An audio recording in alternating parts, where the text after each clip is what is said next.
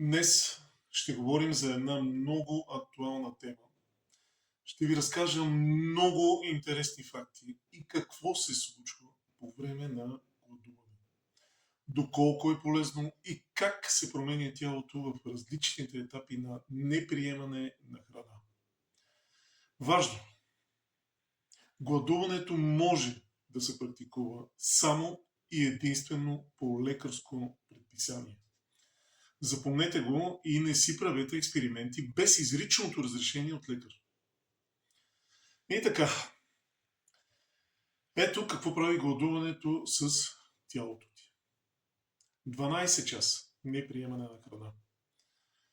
Храносмилателен ресет. Тялото спира да смила и започва да възстановява червата и черния дроб.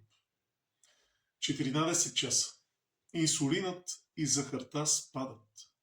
Нивата на инсулина падат, кръвната захар се стабилизира, изгарянето на мазнини се активира. 16 до 18 часа. Кетони и мозъчен буст. Кетоните се покачват. BDNF-а се увеличава. Ментална яснота и фокус. 18 до 24 часа. Възпалението намалява. Възпалението спада, започва автофагия.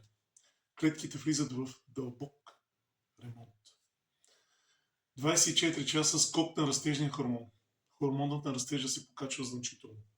Ремонт на тъкани и изграждане на мускули. 24 до 36 часа. По-дълбоко клетъчно обновяване. Чревният микробиом се балансира. Чревните стволови клетки се увеличават. 36 до 48 часа.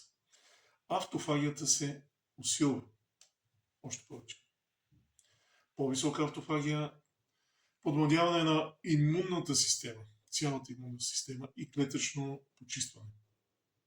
48 до 72 часа. Максимално обновяване. Автофагията и производството на стволови клетки достигат своя пик. Дълбоко лечение. 3 до 5 дни. Пик на подмладяването. Автофагията и стволовите клетки остават максимални. Пълно обновяване на тялото. И завършвам днешното включване. Пак повтарям, гладуването може да се практикува само след изричното разрешение на лекар от напълно здрави хора. Това беше от мен. Бъдете здрави и до следващото ми включване.